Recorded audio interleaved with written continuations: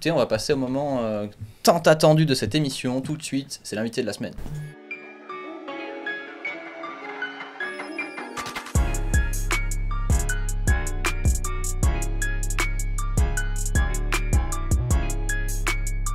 Ce soir, nous avons l'immense honneur de recevoir Antoine Bizet. Cool. Quand même. C'est génial. Ah ouais, c'est vraiment cool. Il est venu en vélo. Comment il est venu en vélo. En vélo. Et il faudra que... Ça serait trop bon. Maintenant, il faudra qu'à chaque fois que tu viennes nous voir, tu viennes galère. d'une façon différente. Ouais. Ce sera ton défi. Allez, ça part. Pogostique. Non, mais du coup, sans blague à part, franchement, merci beaucoup d'être venu. C'est un honneur. Ça fait depuis le départ qu'on le dit que ce serait vraiment dans notre liste top des gens qu'on aimerait plus recevoir. Bah, t'en fais largement partie et on a plein de questions à te poser.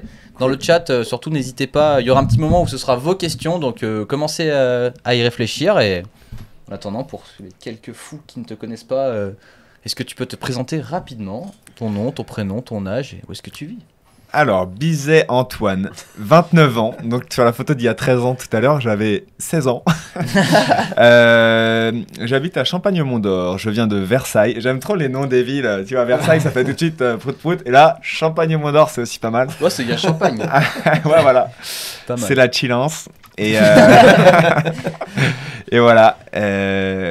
Quand j'étais petit, j'ai commencé par de la chorale. La prof. Génial. C'est les meilleurs anecdotes. Enfant de cœur, Ah ouais, dans voilà. une église comme ça. Ah, quasiment. Non, en fait, la prof de chorale a dit à ma mère, elle a conseillé que je fasse du foot. Je sais pas pourquoi, je me rappelle plus. Si je marchais sur les mains à l'époque pendant les cours de chorale. Ouais. Ah non, je fais des karaokés en blablacar depuis et tout, j'ai bien... Enfin bon, je fais énormément de choses, mais j'ai enchaîné avec la gym et le vélo. J'ai commencé les deux en même temps. J'ai fait de la gym en sport-études et... ça m'a fait un méga training. En fait, le vélo, je crois que j'ai bien progressé aussi parce que j'avais une méga forme physique. Parce que la gym, c'est l'entraînement parfait pour le sport extrême en général et tout. Et donc, du coup, en gym, on faisait des compètes. Donc, en vélo, j'ai commencé à faire des compètes, des résultats. Et puis, moi, j'aimais trop ça. Je fais tout le temps tout en vélo. Tu vois, là, je suis venu en vélo aujourd'hui. Franchement, j'aime trop ça. En ville, à Lyon, je fais tout à vélo aussi. Quand je retourne à Paris, je tape des Versailles, Paris. Enfin... Je suis un maxi fan de vélo en général, quoi. Mais le freestyle et la montagne, voilà. De passion. Ouais, clairement. Donc, je suis un combo de tout ça et je suis pro depuis, j'ai envie de dire, 2011. J'ai été deuxième au Châtel Mountain Style, qui était un gros contest à l'époque.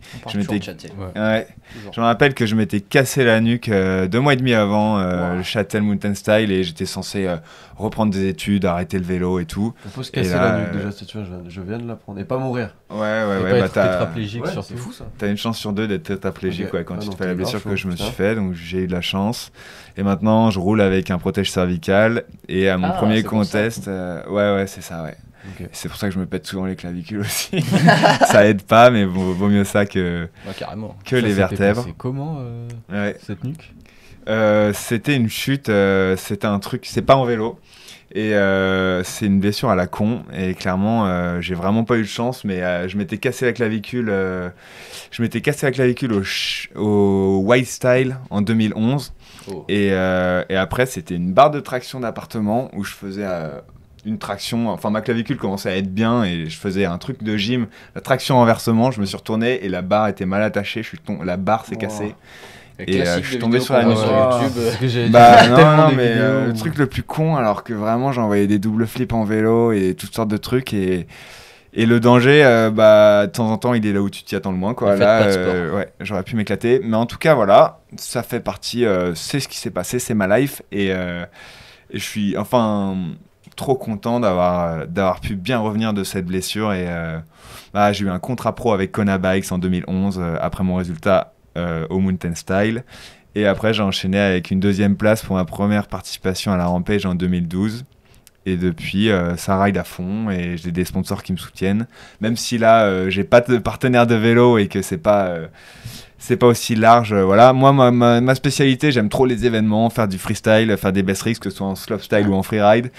Et même si j'aime trop le freeride en montagne, la descente et tout, mais waouh, c'est une longue intro. Ouais, écoute, on nous demande dans le chat quel était ton plus gros trick en gym. En gym, qu'est-ce que je faisais Après en gym, j'ai jamais été aussi chaud que mes potes qui envoyaient vraiment du lourd parce que je faisais beaucoup de vélo et j'avais la tête beaucoup plus au vélo qu'à la gym. Mais j'aimais trop faire des doubles flips à la barre fixe, faire des doubles vrilles au sol. Bah, il y a les 6 agrès en fait, donc il y a plein de tricks différents. On faisait des doubles un peu partout et back full. Ce qui est marrant, c'est que mes plus gros tricks que je faisais en gym, maintenant je les fais en vélo en fait. Donc ça doit aider à prendre des repères et tout. Ouais, complètement. Et par exemple, la vrille arrière en gym, en vélo maintenant, quand je fais des corksets, c'est mon sens oppo. Mais en fait, quand je sors du kick, je me donne les repères comme en gym. En fait, je me dis, tu fixes, tu fais ta vrille. Et du coup, je tourne mon corset d'un coup sec et je le finis. Enfin, ça m'aide encore trop. Et voilà. Et maintenant, je m'entraîne. Mon sens de vélo, c'est mon sens inverse en gym. Donc, en gym, en trampo, je m'entraîne à faire mes vrilles dans le sens inverse. Et ça m'aide vraiment pour les repères en l'air. Et puis après, tu me mets un BMX, un vélo de DH ou un vélo de dirt ou un Vélove. Je peux te faire mes moves, quoi. C'est ma façon de m'entraîner à moi, quoi. Trop classe. Bah, du coup, effectivement, belle intro. On en sait déjà vachement plus. Mais juste un micro retour en arrière. Nous, on aimerait savoir comment, parce que du coup, tu nous as fait une transition un poil brutale, mais comment est-ce que tu as eu envie de faire du vélo finalement? Et qui, s'il y en a, ont été tes inspirations? C'est qui les premiers gars que tu as suivis en te disant waouh, je veux faire pareil? Waouh, alors. Waouh. Ouais, bah en fait, je m'en rappelle plus. Vas-y, invente. Ouais, mes inspirations. C'était Théodomas, je crois. Non, c'était Versailles. Alors moi déjà le vélo ça a été la libération, ça je me rappelle, j'y ai repensé la dernière fois. Mais la première fois quand j'étais petit, je suis parti de chez moi en fait, j'étais là, papa, j'ai trop hâte ce week-end de pouvoir aller faire du vélo, j'ai plus de roulettes. Et mon père m'a dit, ah mais tu y vas quand tu veux là, après les cours tu peux aller faire du vélo. En fait c'est la première fois que je suis parti de chez mes parents tout seul. Et donc du coup voilà, c'était la fiesta, j'allais faire du vélo partout et tout. À Versailles il y a des forêts tout autour de la ville, la terre est sablonneuse, c'est au top, ça roule tout l'hiver. Et avant de faire du vélo, je kiffais construire des gros châteaux ou creuser des gros trous. Enfin j'étais un méga shaper avant même de savoir. J'allais creuser des trous dans la forêt avant même de faire du bike. Et donc du coup là il y a eu deux passions qui... Ah putain il y a un truc à faire là. Bah ouais, franchement c'est presque une passion, enfin je sais pas, mais je creusais comme un ouf. Et à la plage j'allais pas me baigner tant que j'avais pas creusé le plus le trou le plus ouf possible. Et du coup bah le bike, j'ai construit tout plein de jumps de partout et ça a bien collé quoi. Et puis la gym pour les repères, les tricks et tout, bah du coup après les tail whips et tout, ouais, et la terre à Versailles c'est de la terre bien sablonneuse, donc pour essayer tous les tail whips, les bar spins, les 3-6 oppo, tous les trucs qu'on a appris sur le dur, sur un step up en terre molle, et bah il y avait tout ce qu'il fallait pour que ça bombarde.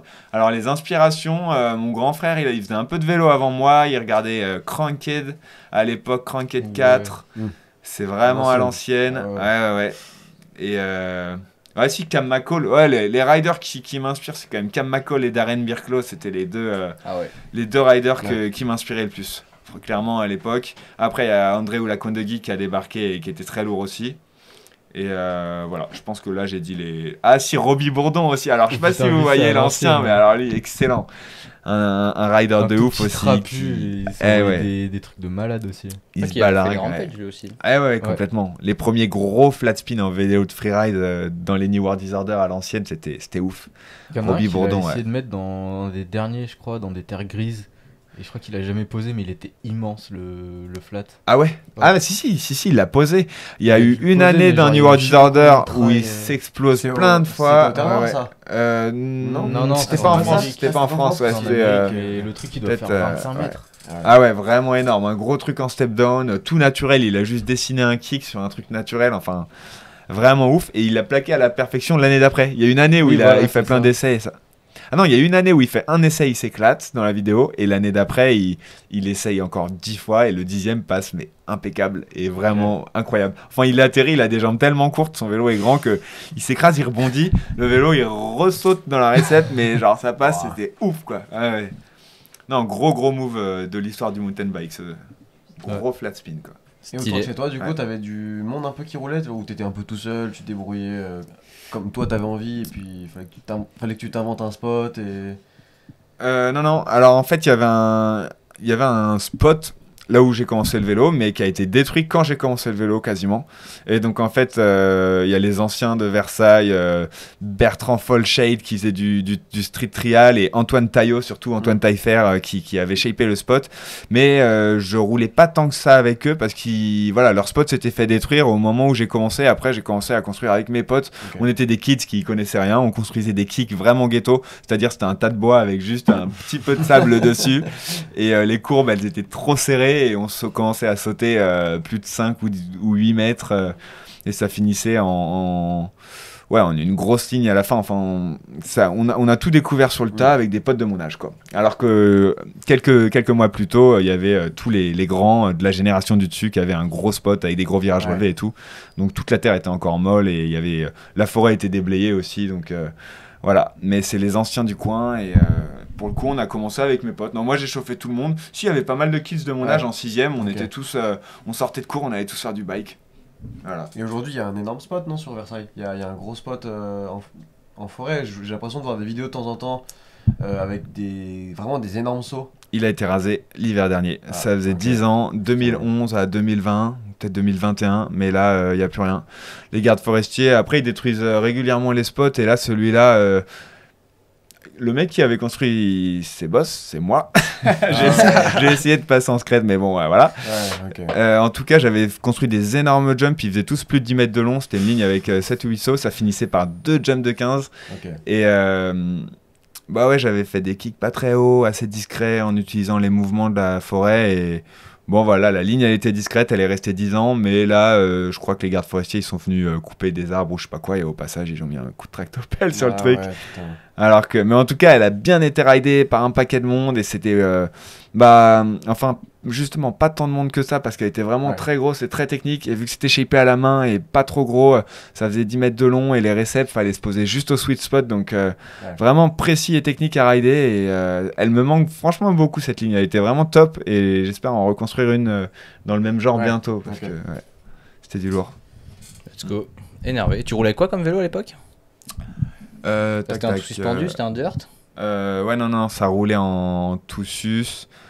Quand j'ai commencé à la rider, je crois que je roulais en Kona basse. C'était l'époque où je roulais le bike de slope. De ce vélo quand j'étais petit, je l'avais vu dans Ride It et tout. Ah ouais, avec une énorme biellette. Et ça, c'est typique Kona, ça. Ah ouais, de 3 mètres de long. C'était mon vélo de rêve à une époque, franchement. Ah ouais, non, c'est excellent. Que je ne veux pas maintenant. ouais, non, mais c'est. Ouais, t'as eu la biellette. Ouais. Mais bon petit bike, ouais, à Paris, il n'y a pas tant besoin que ça d'un gros vélo de freeride. Après, elle était trop bien à rouler avec un gros vélo, mais le petit Kona passait très bien aussi. Ouais. En régie, si vous arrivez à trouver une photo du Kona basse, ce serait exceptionnel. Ah, putain, je me suis ouvert le bord. Bon. D'ailleurs, t'es pas regardé un petit peu bizarre quand tu te balades dans Paris avec un DH ou un truc comme ça? Les gens, ils doivent dire, mais c'est quoi ce truc-là? Moi j'ai pas le time de regarder les gens, clairement je trace. J'étais en Paris-Lyon là, sur mon DH, sur mon Kona basse. Dans Paris, moi j'imagine quand je vois un VTT passer, c'est les disques qui m'attirent plus l'attention. Tu vois 2 disques sur les routes, tu te dis ok, ça c'est un VTT. Mais maintenant c'est plus trop vrai. À Paris Ah ouais, pourquoi? Ah bah en route il commence à avoir de plus en plus de disques. Hein. Ouais, c'est vrai. Ouais. Enfin, pour moi, un vélo haut de gamme, c'est un bike avec des freins à disque, quoi. Enfin, pour tout le monde, je pense, mais. Bon, après, faut faire gaffe. Non, il y a des routards qui sont patins for life. Hein. Ouais. Ah, c'est un truc. Certaines marques, ils arrêtent les freins à patins, ils sont à 2 doigts d'aller faire une manif. Bordel. Ouais, non, mais en tout cas, les gens. Ah, si, attends, dans Lyon. Hier, il y a un mec qui m'a reconnu. Ah ouais, j'ai vu les stories. Ça m'a fait trop rire. Il me dit ouais, j'étais avec une meuf et tout là-bas, mais je lui ai dit attends, je suis venu, j'ai couru vers toi, je t'ai reconnu. Ouais, ça va et tout. Et ça m'a fait trop rire. Il était trop à fond. Il m'a dit ouais, Rampage 2017, on était là, on était avec toi et tout. Quand il y a eu le jugement, c'est n'importe quoi. Il était à fond et tout. Et ça m'a fait trop plaisir et il m'a grave motivé. Et ouais, donc ça, c'est un mec qui m'a reconnu. Bah lui, il m'a pas regardé bizarre. Il a fait allez, j'arrête tout là. Il m'a tapé un sprint vers moi. Juste après la story du bandeau, voilà. Un drame que tu as vécu hier ou avant-hier. Ah, c'était horrible. Je sais pas ce qui s'est passé, je crois qu'il avait un peu slidé vers l'arrière. C'était un peu ça le scénario. Et j'étais là, putain, faut que je retrouve mon bandeau là, où est-ce que je l'ai posé et tout. J'étais comme ça. Et en fait, il était derrière. Oh putain, ça c'est fou. Ce genre de happening. Tout s'est arrangé depuis, heureusement. Ah ouais, voilà. Ah non, c'est pas celui-là. Ah, il est beau. Si, c'est celui-là. J'imaginais une biellette genre 24 fois plus grande à peu près. Non, c'était les. Comment ils appelaient ça? Il y avait les Stinky ou les Stab. Ouais. Ils étaient tous pareils, les connards. Il y avait une barre qui allait jusqu'au frein arrière. Ils avaient une barre de renfort. Ouais. Ah oui, la barre pour le frein. Pour retirer le frein du. Ouais.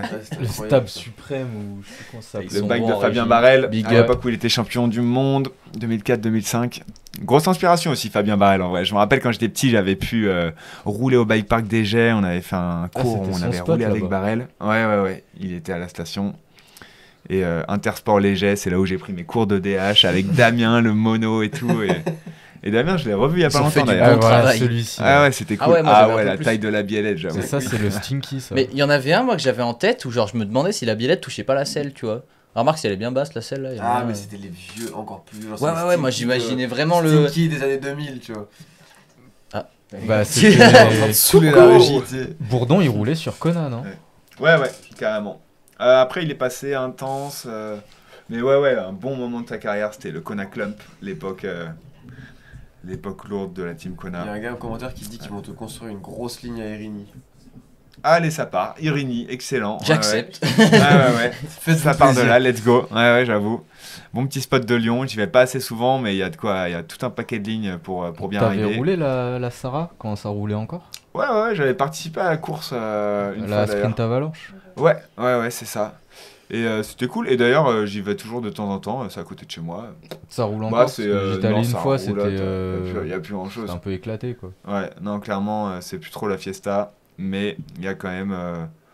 Enfin, il y a un potentiel de ouf en fait. Moi, j'aimerais trop que le spot soit repris. C'est juste que je suis pas assez organisé pour pousser les choses. Je crois que la triple, elle est encore en forme. Enfin, non, elle ressemble. Quand j'étais allé, tu gros encore un petit peu. Ouais. Non, tu peux encore sauter, mais c'est clairement plus une triple comme à l'époque où c'était allez, je vais pour la triple, faut aller choper la récep. Là, tu sautes, t'es sur un dos de. Un dos de cachalot, t'atterris au-dessus, il n'y a pas de sweet spot, n'importe où t'atterris. Le dos de cachalot. Ouais. Bah oui. Ouais, mais c'est vrai, c'était bien cool à l'époque en vrai. Une belle DH comme ça au milieu d'une grande ville, c'est cool pour le bike. Stylé.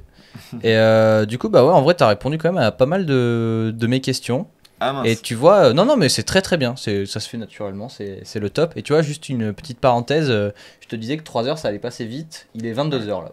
Ok, voilà. waouh. Toi, on s'en douterait pas, mais il est déjà 22h.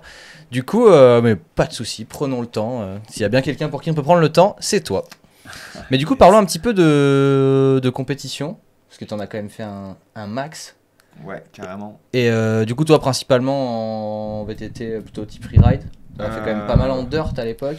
Ouais, je pense que j'en ai même plus fait en slopestyle qu'en freeride, juste parce qu'il n'y en a pas beaucoup en freeride en fait. Là maintenant plus en ce moment, mais... Un peu moins de dirt.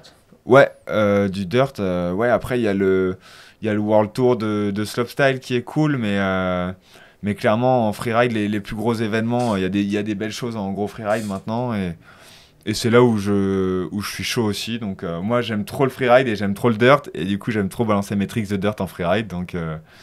T'avais gagné, il me semble, le Best Tricks de la première édition des Crankworks au G, non? Et non, attends, je crois que j'avais été deuxième parce que sur le podium, Nicoli... Ouais. J'avais fait le premier cash roll au pot et Nicoli avait fait un twister qui était passé devant quand même. Putain, je m'en souviens, j'y étais, c'était fou. Ah ouais, cool, j'avais réussi à m'incruster parce que... À cette époque, j'essayais de filmer un peu des vlogs et tout. Ah ouais, et genre, j'avais essayé d'aller devant les podiums, on m'avait pas laissé faire. Et il y a un moment où, je sais pas, c'était parti en couille, le vigile était allé ailleurs et je m'étais incrusté. Et je me souviens, il faudrait que je retrouve cette vidéo où justement vous balancez du champagne sur tout le monde et genre tous les photographes s'étaient reculés. Moi j'avais avancé comme ça. J'ai une GoPro. Allez, les couilles. Et du coup, première fois que je te voyais en vrai, j'étais trop content. Ah, cool. Ouais, bon petit souvenir, ouais, Crankworks. Ouais, un peu humide. Ouais. Je dis ça, non, j'étais content de ma perf, mais on n'avait pas pu faire le full contest. Là, vous aviez roulé que la bosse du bas, du coup. Ouais, c'est ça. Sacré événement. Et du coup, j'ai 2 questions à te poser. Je te pose direct les deux, comme ça, tu peux nuancer les deux. J'aimerais savoir l'événement que tu as le plus aimé faire. Après, ça peut être 2 fois la même réponse. Ouais. Et sinon, mais là, je pense que on connaît tous la réponse à la deuxième question. Quel est l'événement qui t'a le plus marqué? Ouais. J'essaye de voir s'il y a autre chose que la Rampage. Franchement, j'aimerais bien. Tu vois, la Rampage, c'est tellement intense et c'est tellement un truc. On a quelques images en régie de. C'est vrai qu'on a un match de la Rampage, peut-être. Ouais. 2015 ou 2017 Ah bah, du on voit choix. les deux. Allez, allons-y. 2015, il y a mon flat spin. comme Quand ça, on on a regardé peut la voir. photo tout à l'heure. Si tu retrouves mon run de qualif. People Choice Ah voilà, Award, c'est ça, non ouais. Et 2017, People's Choice Award, ouais, c'est vrai. J'avais voté pour. Ah, cool, merci. On est là. C'était les premières Ah, années où je regardais en ouais, live. tous, je ouais, pense que Ah Ça, ouais, on a tous merci. fait la même chose. Ah ouais, merci les gars, ça fait plaisir. Perso, c'était la première Ouais. fois de ma vie que j'étais scandalisé pour un truc du Ouais. vélo. Vraiment, Ah en ouais, mode, c'est mais vrai. que se passe-t-il? Tu sais, c'est là que j'ai pris. En vrai, c'est con, hein, mais moi, du coup, j'étais quand même plus jeune à ce moment-là et je me souviens que genre c'était la première fois que je me rendais compte que genre le monde du vélo, c'était pas injuste. un monde tout rose et tout le monde est gentil, tu vois. J'étais en putain, mais non. Ouais. Alors ouais, je m'excuse les gars, j'ai eu que les runs en POV parce que c'est fallait bien. télécharger toutes les rediffs et ma connexion l'a fait. Ah, C'était gentil, mais non. Bah, c'est pas plus mal. On se Suicide, fera- c'est cool. on se fera yeah. pas strike. Alors là, Ah, je fais ça, pas c'est de clair. petit front, j'avais gardé un front sur cette boss pour la finale. Et là, ça arrive sur le Canyon Gap. Alors là, j'ai fait une ligne assez hardcore pour rentrer sur le canyon. On dirait Ça y est, t'es gros, ce On temps. dirait Aussi, tes les voix gros. off sur tes vlogs. Ouais, ouais. Bah là, je peux t'en parler. Oh, t'étais retombé Ouais, juste comme il faut. c'était ric-rac. Ouais, ouais. Et là, ça arrive à balle. Voilà. Et là, cette ligne, elle était ouf. Trop de speed. Et du coup, là, ça part en flat. Et là, attention vers la gauche. Et là, je m'étais dit, waouh, parfait. Franchement, trop bonne surprise, quoi. Ciao, le maxi. Et ça m'a fait bien marrer parce que là, en te taguant pour l'émission, Ouais. je suis tombé sur un message que je t'avais envoyé. Genre un message il y a. Bon, en 2017, tu vois, où je t'avais dit Ah ouais. bravo mec, trop stylé le run en sac à dos. Ah, si. Et d'ailleurs, ça, ouais, Trop l'histoire bon. du sac à dos, c'était quoi? C'était parce que t'avais été un peu semé par l'histoire de la note ou. Ouais, clairement. Alors, moi, la première note, j'étais là, mince, qu'est-ce qu'il faut que je rajoute dans le run? Qu'est-ce qui allait pas? Parce que J'ai c'était pensé cette à trop de année-là trucs. Non, c'était en Ouais, 2017. si, c'était 2017. Là, on a vu Là, c'est 2015. 2000, ouais. Ouais. Donc, Ça, c'était c'était l'année mes d'après. qualifs de 2015. J'avais fait 2 au qualif grâce à ce run. Et après, en finale, je suis tombé. J'avais pas fini les finales. À l'époque, j'avais fait 2 fois deuxième et 2 fois dernier à la Rampage. Ce Soit qui est quand même. Death or Glory, quoi. Voilà. Ce qui est quand même un truc de ouf. Hein. Ouais, non, c'était bien cool. Mais du coup, 2017, premier run, j'avais fait quasiment, même exactement ce que je voulais faire et je pensais que ça allait mieux scorer. On a les vidéos Et, de 2017 Je crois que je l'ai vu passer. Hein. Ça va se trouver. Mais ouais, du coup, deuxième run, au début, j'étais là, oh, qu'est-ce qu'il faut que je fasse cool, nanana. Et au final, non, mec, j'ai laissé mon sac en haut, il y avait des conditions parfaites et j'étais là, bah vas-y, quitte à remonter. Puis je me dis, on est à la Rampage, il y a quand même du monde qui regarde. Je voulais pas faire de deuxième run et après, je me suis dit, vas-y, je vais chercher mon sac et je redescends avec. C'est ça l'histoire. Ouais, parce Vous que là, avez du coup, la- un peu deg, l'histoire. Et ouais, ouais, non, deg, et puis on prend des risques de ouf, on met nos vies en danger en fait, donc tu. Après, je me suis dit, non, c'est bête d'essayer des trucs pour lesquels je suis pas prêt. Ouais, parce qu'en gros, là, ton premier run était tout comme t'avais prévu. Ouais. Et clairement, tu pouvais pas faire mieux sur un deuxième. Ou alors ça aurait Non, été ouais. chaud, quoi. Il y avait, c'était la mort pour quelques points. Ouais. Non, mais les juges n'ont pas apprécié le riding Ouais. de ce run et ça servait à rien de chercher plus loin. Là, la prochaine fois, je ferai une ligne. S'il y a une prochaine fois, je dis ça comme si c'est mon rêve de revenir à la Rampage, mais. La Rampage, pour un mec comme toi qui les a quand même fait beaucoup, t'es pas sûr de pouvoir y aller ou si tu leur dis que t'es vraiment chaud de venir, ils feront en sorte que tu puisses être invité Bah maintenant ils prennent plus que 15 riders au lieu de 20, donc t'es pas sûr de pouvoir y aller Ouais, parce que ok. moi ça fait 5 ans mine de rien que je l'ai pas faite, 2017. Ils l'ont mauvaise depuis le run en sac à dos. Non, pas du tout, ils m'avaient réinvité depuis 2019, j'étais invité, je me suis pété le bras avant d'y aller et là j'étais alternate en fait. S'ils avaient pris 20 riders comme avant, j'étais dedans, mais j'étais 19 sur les 20 invités. Et là, le projet vidéo pendant le mois de juin, Ça peut t'aider. on va voir ce que j'arrive à sortir, mais l'idée c'est de charbonner. Donc du Ouais. freeride vénère. Ouais, du lourd. Parce Du que lourd là, sur en les- gros vélo. Sur les 15 pilotes sélectionnés maintenant, il y a des cartes, j'imagine, qui sont données déjà à des pilotes qui sont sûrs de pouvoir revenir. Ou même pas en fait, c'est tous les ans, c'est tout le monde repart de zéro. Ah, il y a sûrement le vainqueur de l'année Ouais, précédente. peut-être le vainqueur quand même. Je crois qu'il y a le top 10. Alors jusqu'à maintenant, il y avait le top 10 qui était réinvité chaque année. Ok. Et là, vu que ça passe à 15 riders, l'an dernier, il y avait encore 10 riders invités et il y avait que 5 riders en plus. Donc il y avait que 5 wildcards, pas alors que beaucoup. normalement, il y en a Ouais. 10. Et là, du coup, je crois qu'ils n'ont pas dit combien de riders étaient invités pour cette année. Sélections Donc sont pas on faites ne sait encore. pas si ce sera 7 riders ou 8 de l'an dernier. Ouais, les sélections, alors que normalement c'est carré, si t'es dans le top 10, t'es réinvité l'année d'après. Et là, vu qu'il n'y a plus que 15 riders, ils ont dit les règles changent sans spécifier comment ça va aller se passer. Mais bon, de toute façon, enfin bien sûr, je suis attentif aux aguets, comment ça se passe, mais moi je ride beaucoup, je m'entraîne, je prépare des petites folies et puis on voit si ça plaît ou pas.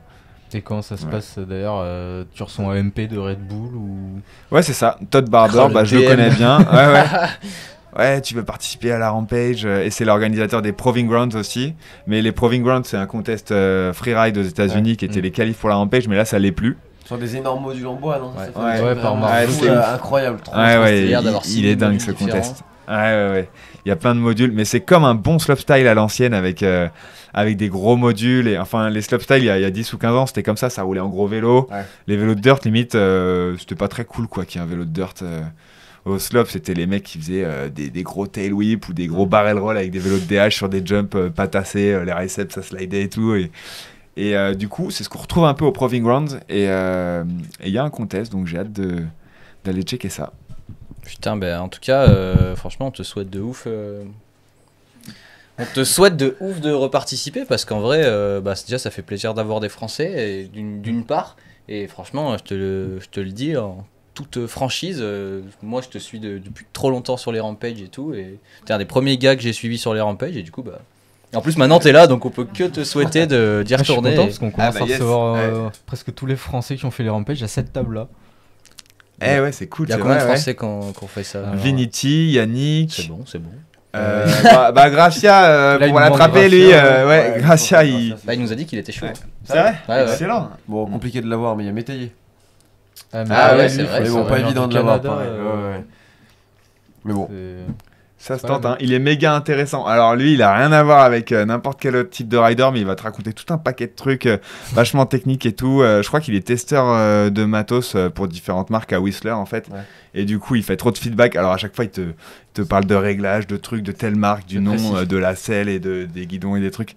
Et enfin, moi j'aime trop ce mec parce qu'il a rien à voir avec les autres gens du bike que tu racontes. Mais par contre, c'est une encyclopédie. Tac, si t'es pas au taquet.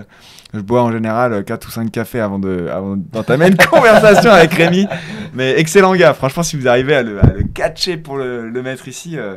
Après, du coup, il y a une question que je me posais. Et si on peut avoir, Enzo, si tu peux nous faire un petit sondage dans le chat, savoir justement si pour des invités comme ça, et je vous pose la question à vous au passage, le temps qu'ils regardent, mais est-ce que ça vous intéresserait quand même si on peut avoir certaines personnes à distance? Ouais. En visio quoi. Ouais, en visio.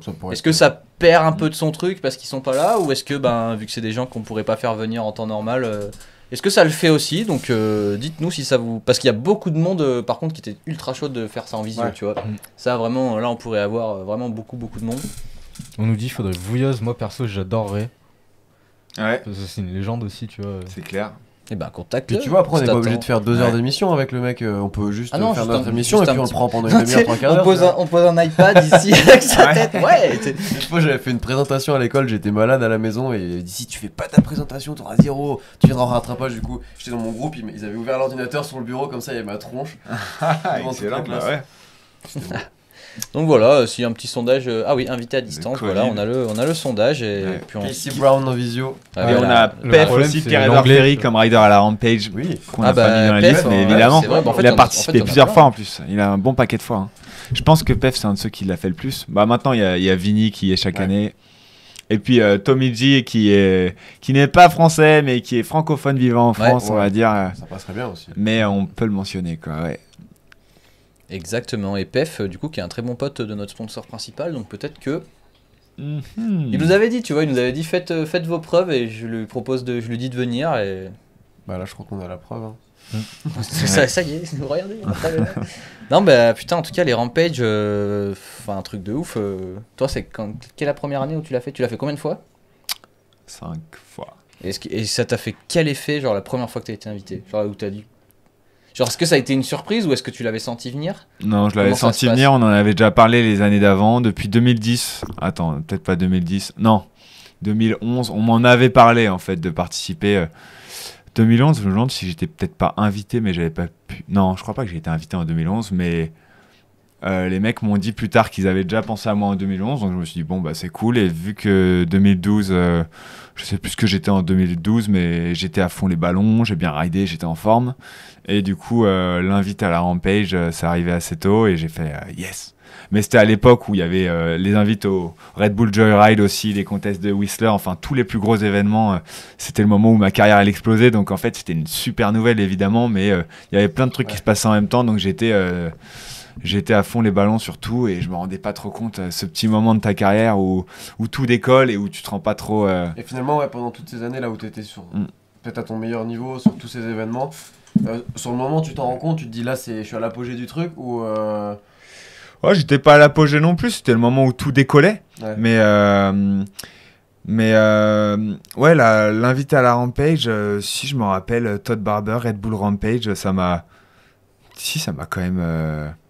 Enfin, un truc de ouf, mais je me rappelle que j'avais un peu eu plein d'étonnements avec différents events. Invite au Wild Style, c'était un gros contest sur neige que je kiffais. Invite au Red Bull Joyride. Et en fait, il y avait tous les contests du World Tour, du FMB World Tour, qui étaient les finales. Et à chaque fois que je recevais un email pour une invite à un des plus gros events, ça me faisait waouh. Et j'avoue que la Rampage, bah, je me rendais pas compte à l'époque à quel point c'était au-dessus du lot. Mais par contre, bah, pour ma carrière, de faire 2e place à la Rampage à ma première participation, quand j'y repense, je me dis waouh, c'est fou ce qui s'est passé, quoi. Bah, déjà que. Bah, en plus, toi, c'est marrant parce que j'avais, je sais pas si d'ailleurs peut-être mon père regarde le live, coucou, mais j'en parlais avec lui, tu vois, et pour lui expliquer à quel point c'était un truc de ouf les Rampage, je disais que genre, après, je disais le jour déjà où tu participes au Rampage, c'est un pied en plus, tu vois, genre en mode les gens qui participent à la Rampage, c'est une certification de ouf, tu vois, et alors finir 2e, ouais, waouh, ouais, franchement, c'est ouf. Ouais, non, c'est clair que, bah après. Franchement, je m'en rendais pas trop compte, quoi. En fait, j'avais déjà halluciné en finissant 4e des qualifs. Rien que ça m'avait fait dire waouh. Il y avait encore des qualifs à l'époque et je me rappelle, André Oulacondegui, il était très très cool avec moi. Il m'a dit ouais, tu peux prendre ma ligne de l'année dernière ou je sais pas quoi. Donc pour ma ligne des qualifs, enfin voilà, il m'avait un peu aiguillé. Moi j'étais là, je parlais à peine anglais, j'étais paumé dans le désert. Tout me paraissait beaucoup trop raide, je comprenais rien. Et à l'époque, on n'arrosait pas trop les lignes, c'était vraiment plus ghetto. C'était des lignes, on roulait dans la poussière, on laissait des cailloux et tout. C'était un peu moins clean que de nos jours et bon voilà, c'était un peu hallucinant, mais d'avoir la conne qui m'a motivé. Après, j'avais ma ligne bien et 4e des qualifs, moi c'est le premier truc qui m'a fait oh. Et là, j'ai commencé à avoir plein de messages de tout le monde qui me dit ouais, Bizet, allez tous à fond avec Bizet et tout. Et là, je me suis dit bon bah let's go. Après, j'avais visé trop gros pour mon run de finale. J'avais 36 projets qui seraient sûrement pas passés. Et premier run de finale en 2012, je me suis explosé sur la partie haute de mon run qui me faisait tellement peur que je l'avais jamais roulé en fait. Genre premier essai pendant le run, waf, je m'éclate. Et en fait, mon expérience à la Rampage, 2e coup, le mécano Kona qui me répare le vélo impeccable et qui me dit, je me dis bon bah là, faut juste que j'arrive en bas. Donc j'ai épuré ce que j'avais prévu qui était un peu 3 fois trop, mais je m'en veux pas quoi. De toute façon, faut voir gros pour être invité au Rampage. C'est pas en étant raisonnable. Ouais, bah du coup j'avais gardé les plus gros bangers. Ouais, non, c'est sûr que c'est un délire particulier quoi. Après il faut être méga passionné, rouler à fond tout le temps et avoir la chance de pouvoir le faire aussi. Moi j'étais passé pro, mais même avant d'être passé pro, je roulais déjà comme un ouf tout le temps. Et je faisais de la gym parce que c'était mon autre passion. Et en fait, c'était la prépa physique parfaite. Je m'entraînais quasiment physiquement comme un pro sans même savoir que c'était l'entraînement idéal à côté du vélo pour être chaud et pour performer. Donc, bon, après, il y a pas mal de riders, les Lyonnais et les autres pros. Thomas Génon aussi. Alors lui, il faisait du dual slalom. Les Lyonnais, ils ont fait de la race BMX. Et eux, c'est plus des pilotes aiguisés. Et moi, je suis plus un gymnaste qui balance des grosses rotas et des trucs. Et je me blesse assez souvent parce qu'en gym on a des tapis en vélo. Du coup, j'ai pas peur, tu vois, je me lance, mais en vrai il faut bien faire attention aux prises de risque. C'est un poil plus dur les cailloux que le tapis. C'est clair. En tout cas, je te remercie parce que tu me fais une transition toute trouvée. Déjà, je quand même une petite parenthèse pour dire qu'on te souhaite très fort de participer au Rampage cette année. Et compte sur nous, on va faire un live pirate français des Rampage. Et compte sur nous pour foutre le bordel, ça on te le promet. On sera là. Mais du coup, peut-être petite transition toute trouvée. C'est quoi la routine? Est-ce que tu as une routine un peu sportive? Qu'est-ce que tu fais? Quelle est ta routine Quelle est la routine d'Antoine Bizet? Quel est le secret? Déjà, tu m'avais dit, on s'était rencontrés une fois, tu m'avais dit que, ouais, c'est ça. Que le secret pour performer au Rampage, c'était de manger des coquillettes au ketchup. Je t'avais dit ça? Ouais. Excellent. Et c'est pas loin de. J'oublierai jamais. Les coquillettes, excellent. Le ketchup, parfait. Je m'écoute pas mal parce qu'en fait, j'ai plus 18 ans. Le corps, tu peux plus lui mettre. Tu vois, tout à l'heure, quand je t'ai appelé et que je t'ai dit, vas-y, 120 bornes, c'est trop. Tu vois, il y a l'event de Olivier Cuvet. J'ai bien envie de rouler ce week-end. Et j'étais là, mon corps, peut-être que je vais être trop mort et ce serait trop bête de pas pouvoir rider chez Cuvet parce que j'ai fait le con à pédaler comme un ouf pendant 2 jours. Donc là, le retour demain, je vais le faire en train, je pense. Tu vas chez lui en vélo, par contre. Et non, je la joue chill. Et en fait, il faut s'écouter. Moi, je sais, en fait, t'as énormément d'expérience, en fait. Quand t'as mon âge, ça fait 12 ou 13 ans que je suis pro. Je sais la gym, je sais ce qu'il faut renforcer, tu vois. J'ai même plus de coach sportif. Après, je pourrais en avoir un, c'est toujours un plus, mais on sait tellement de choses. Je connais toutes les séances. Tu t'écoutes. Le kiné aussi, j'ai la chance d'avoir le kiné de l'équipe de France de gym. Enfin, si, c'est un pote qui est dans l'équipe de France de gym d'ailleurs, et il s'occupe le kiné du pôle de gym de Lyon. Et du coup, il me fait un bon suivi, il me donne des conseils, il me dit même des conseils diététiques et tout. Et tous les trucs dont on a rien à foutre quand t'as 18 ou 20 ans, tu joues là-dessus parce qu'il n'y a pas de mauvais trucs. Après, j'ai les blessures, je les ai toutes faites aussi. Je sais comment renforcer mon corps, je sais les points faibles. Et en fait, une routine, je peux pas t'en donner une. Ce serait bien de courir plus souvent, mais vu que je me suis quand même bien amoché la cheville, je cours pas trop. Je préfère aller pédaler. Mais clairement, aller pédaler en bike, c'est ce que j'aime le plus. Et ça t'entretient le corps. Tu vois, mine de rien que de tenir ton guidon, de pédaler fort, de faire des sprints, ça te fait un peu les muscles quand t'es sur ton vélo. Et après, juste beaucoup rider ton spot. Faut pas... C'est bien de parler de routine d'entraînement et tout, mais tu répètes tes tricks, mais voilà, full bike et après, tu fais toujours. Et coquillettes. Donc vous avez entendu, si vous avez une grosse compète ou quoi, vous le préparez, boum, coquillettes ketchup, c'est la J'ai base. fait une vidéo YouTube, abonnez-vous à la chaîne Antoine Bizet. En plus de After Ride et comment elle s'appelle ta chaîne? La chaîne de tout le monde. C'est Théodomas MTB, coquillettes ketchup, nouvelle inside, les temps de cuisson, les différentes sauces. Ah tu sais quoi, on fera un résumé. Si tu participes au Rampage, on viendra faire un inside de ta préparation en France. Quels sont tes petits Non mais en vrai, ce que je disais, c'est que j'ai fait une vidéo YouTube, la prépa physique pour les sports extrêmes en général, où je dis toutes les façons. Ah, shaper, ok, il a l'arrêt, c'est bon, il connaît. La miniature énervée avec le monde. Ça, c'est by Zoé. Zoé Bousquillon qui nous a fait la vignette. Putain, énervé avec le travail. Mais en vrai, il y a un paquet de trucs et j'en ai préparé une autre, mais c'est moi qui ai fait le montage là, donc c'est pas aussi clean que quand c'est Zoé qui fait mes vidéos YouTube, mais vous verrez bien. Il faut que je la poste d'ailleurs. Elle est montée et à chaque fois je me dis je poste le dimanche, mais j'ai oublié de le faire le dimanche dernier. Bon il y a quelques vidéos qui sont prêtes qu'il faut juste que je sorte, donc voilà. Mais comment j'ai fait pour devenir pro rider? En fait, au début, la vidéo, je voulais l'appeler Comment devenir pro rider, et après c'est un peu non, c'est pas juste tu regardes cette vidéo tu vas être pro rider, mais je raconte les trucs de ma life qui ont fait avec le recul, ça fait longtemps, je sais ce qui paye et je sais ce qu'il faut faire. Je vois aussi plein de riders faire des erreurs ou qui ont des petits défauts qui font qu'ils peuvent pas devenir pro. C'est un peu un mix de tout plein de choses. Moi je connais par cœur mes défauts et mes qualités, j'essaye d'être le meilleur possible, et du coup j'ai pu pondre une petite vidéo où je donne les meilleurs conseils, et il faut juste que je me motive à la poster. Ça va arriver à tout moment. Voilà. En vrai, alors là, tu me tires une balle dans le pied en te disant ça, mais sors-la vite, parce que du coup, nous, on va sortir l'extrait de ce live où tu nous racontes un peu ta vie, et du coup, ça sera peut-être beaucoup de points qui sortiront 2 fois. Ah ouais, peut-être ça peut te chauffer à sortir ta vidéo. Faut que je la sorte. Ouais. Tu vas te faire harceler, sinon ils vont te dire sors la vidéo, on veut devenir tous pilotes pro. Comment faire? Quel est le secret? Il y en a un qui dit en commentaire prendre soin des poules aussi, c'est important.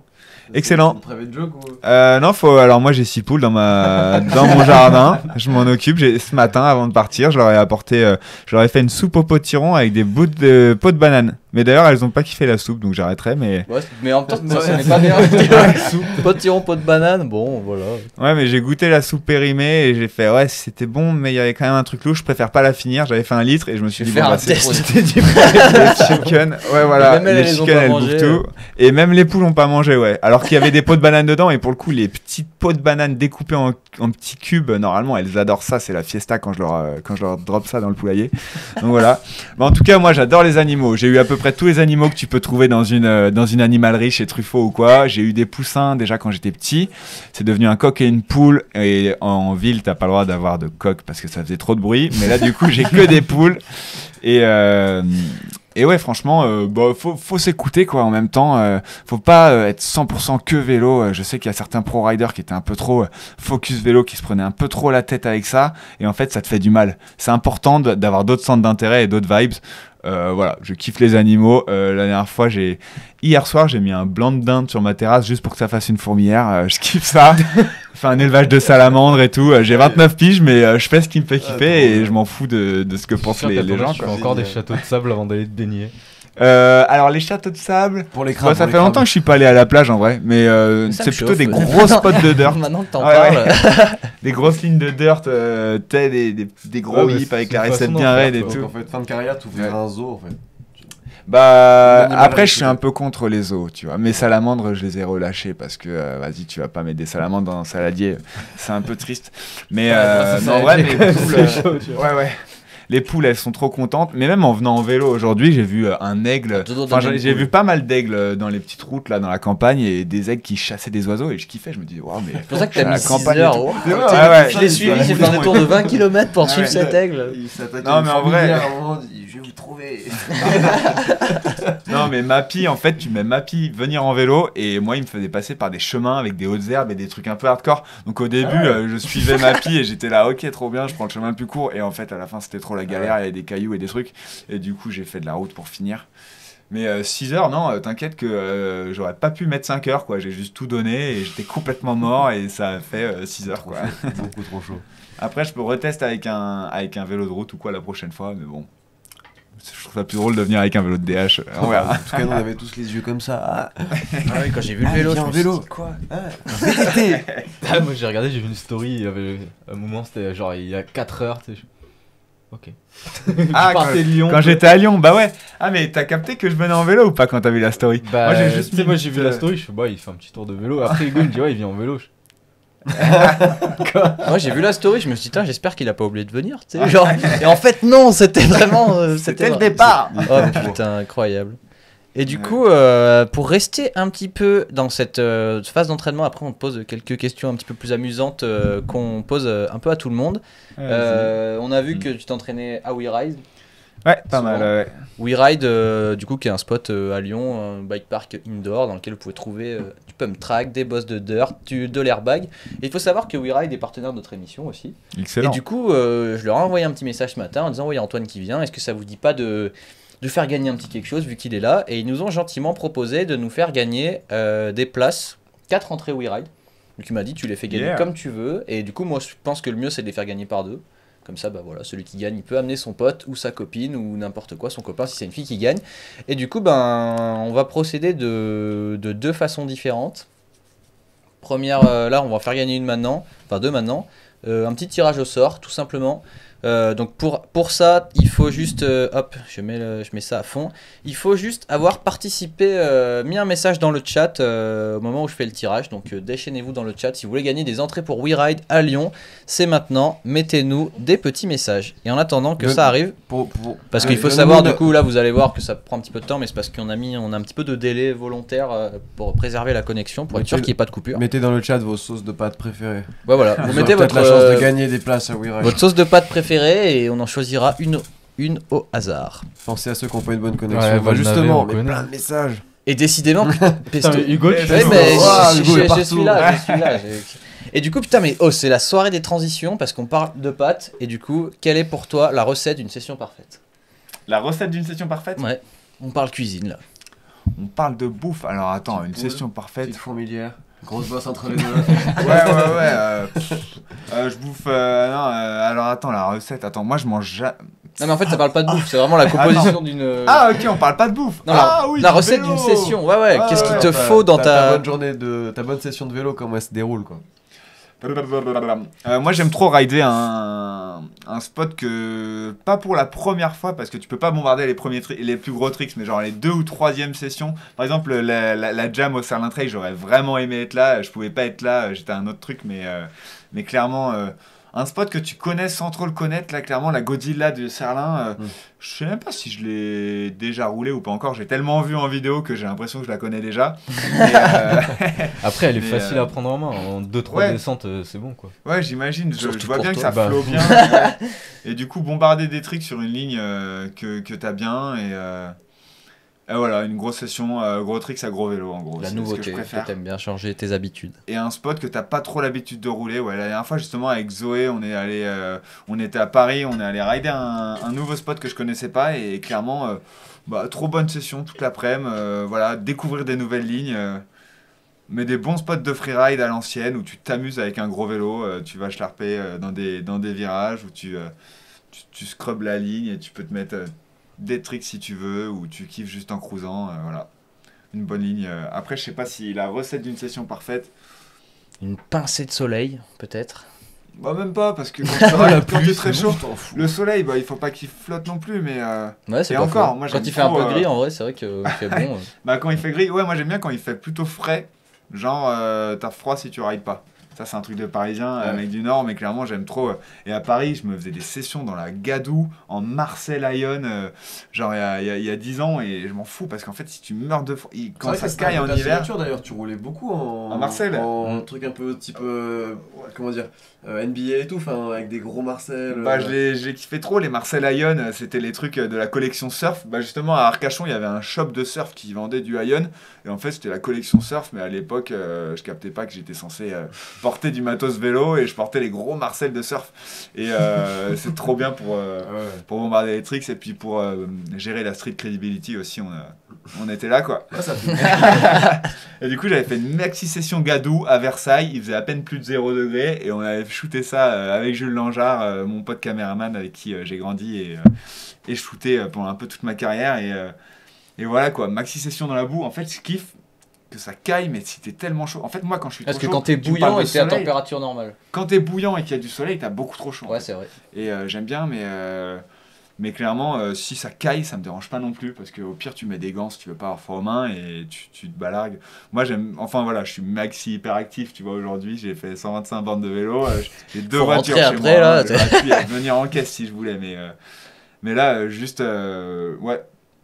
Pouvoir se dépenser à fond et quand t'as froid tu peux encore plus te dépenser que quand t'as chaud, donc pas forcément besoin qu'il fasse chaud, mais après ouais, maxi session entre potes, rencontrer les locaux, les aider à shaper leurs trucs, voilà, si t'accueilles sympathiquement, tu fais des nouveaux contacts, tu leur proposes de venir rider chez toi, voilà tout ça, les rencontres intéressantes et les bonnes sessions et puis découvrir d'autres mecs passionnés de nos sports, ça fait trop plaisir. Tu nous inviterais à venir rider chez toi ? Ouais, il faudrait que vous soyez capable, c'est un peu... Non, en vrai, elle est tech la ligne, mais j'ai une ligne à Lyon, et c'est ce qui va occuper mon mois de juin. Pour l'instant, j'ai pas trop shooté dessus, mais il y a une belle petite ligne, et pour le coup, c'est une bonne ligne de dirt, ça roule pas trop en gros vélo. Mais ouais, si, carrément. On viendra en vélo depuis Grenoble. J'avoue. Je pense que c'est le minimum. Ouais, voilà. Par contre, on peut pas garer de voiture là-bas, faut venir en bike. Putain, ouais, là, entre Grenoble et Lyon, il n'y a aucune place, c'est la merde. Et puis, on va sauver la planète, avec ces conneries. Ah putain, ouais. Lancer un nouveau délire. Et peut-être, du coup, Putain, mais c'est vraiment. Après, peut-être pas, mais peut-être que c'est la soirée des transitions. Si tu avais un super pouvoir, ça serait quoi ?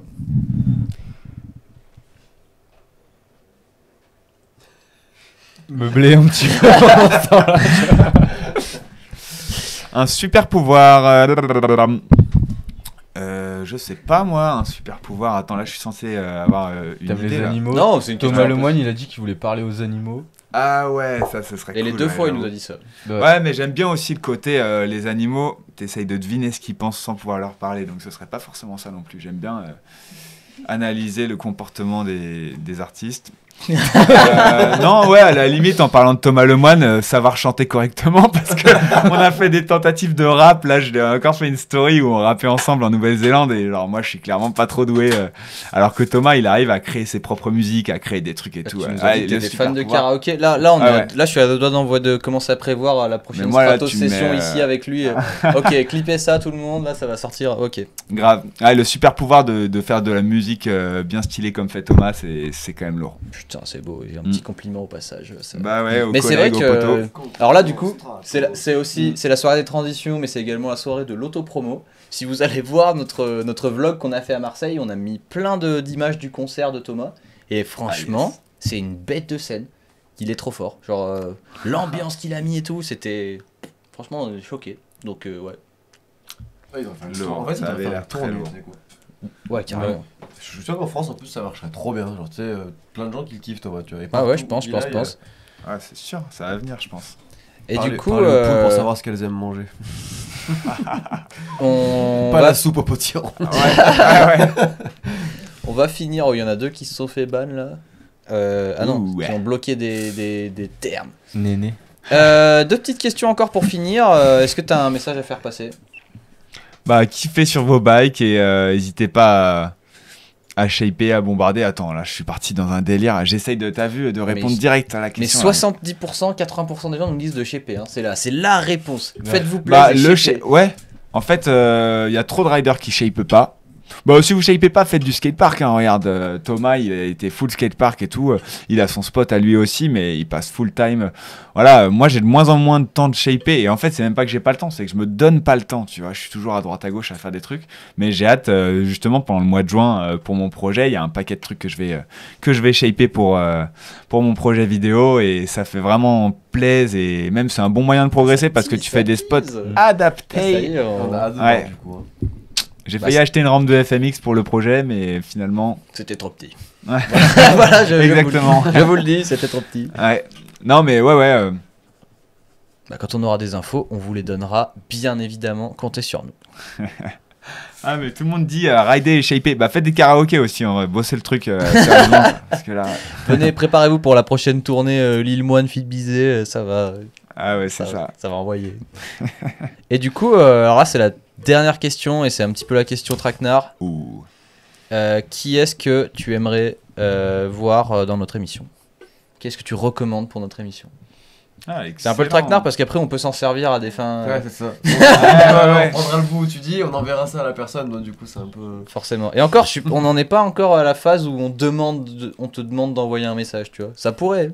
Le harcèlement, ça paye. Le harcèlement, ça paye. Ah non, mais bien sûr. Non, mais après, ça peut en vrai, ça peut totalement être des. T'appelles ça le harcèlement, mais. Oh, pardon, je te coupe, mais. Non, c'est la motivation en fait. Toi, t'es méga motivé pour le truc. On lâche rien. Le truc à fond. Et en fait, t'appelles ça le harcèlement comme si c'était un truc négatif. Du forcing. En fait, c'est du forcing. Lourd. Ouais. Non, on lâche rien. Si. Bah, franchement, ouais. Hugo, enfin, bon, toi, tu le connais depuis maintenant. Ça fait quoi, 3 heures? Ouais, c'est le type le plus motivé que je connaisse, hein, franchement. Bah, pour ce que j'ai envie de faire. Ouais, mais. Parce que, à l'inverse, quand j'ai pas envie de faire un truc, je suis peut-être le moins motivé. T'es quand même sur tous les fronts en même temps pour. Enfin, tu vois, avec Riding Zone pour l'émission pour Pick My Bike, pour cette émission-là, et enfin, le taf que tu fais entre ce qu'on fait là, ensuite les rediffs, ça me jette des fleurs. Chercher les... Non, mais franchement, non, vas-y, j'encaisse. C'est lourd. Bah, merci, mais parce qu'en fait, tout simplement, franchement, ce projet, j'y crois de ouf. Et tu vois, que des gens comme toi fassent 125 bornes de vélo pour venir...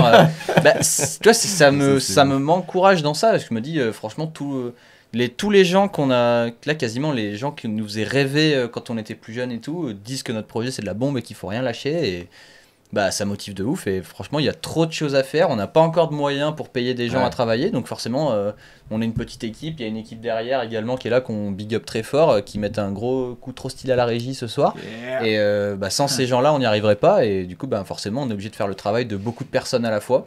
Complètement stratos, voilà. Donc bah obligé, on veut que ça marche, et du coup bah, on est obligé de mettre tout en œuvre pour y arriver. Mais du coup tu as très habilement évité ma question. En vrai j'ai mis 3 plombes à trouver mes collègues. Mais bon, après c'est des mecs de ma génération, on est peut-être un peu des anciens, mais ils ont énormément de choses à dire et ils sont super intéressants quand... Enfin, ils connaissent tout le vélo et ils auront des trucs intéressants. Tommy G ou Pef, clairement, c'est les 2 mecs auxquels je pense si vous voulez des histoires intéressantes, des histoires de mecs passionnés de vélo et qui ont tout vécu et tout fait depuis des années. Clairement, je pense que c'est les 2 mecs du coin qu'il faut attraper et que vous pouvez avoir des bonnes ambiances et des bonnes anecdotes sur le bike. Et ce serait trop bien. Et surtout, d'ailleurs, je vous ai pas donné le résultat du sondage tout à l'heure, mais on nous a dit que 100% des gens ont voté qu'ils étaient pour d'avoir quelques personnes à distance, que ça changerait rien au live, et du coup, voilà. On va le faire. Et Thomas, du coup, je lui avais envoyé un message et qui justement, il faisait partie des gens qui avaient dit qu'ils avaient vu l'émission et que ça avait l'air super cool et qu'ils étaient chauds de participer. Après, le problème étant que pour l'instant, on n'a pas vraiment de sponsors qui n'ont pas vraiment d'argent et du coup, c'est compliqué financièrement de faire venir des gens de loin. Parce que si vous vous abonniez plus, qu'on était genre 10 000 sur le compte Insta, on aurait des plus gros sponsors et plus gros sponsors, on pourrait payer le voyage aux gens pour qu'ils viennent. Et là, ce serait intéressant, en vrai. C'est clair. Eh ben écoute, on a fini avec les questions pour toi. On va tout de suite tirer au sort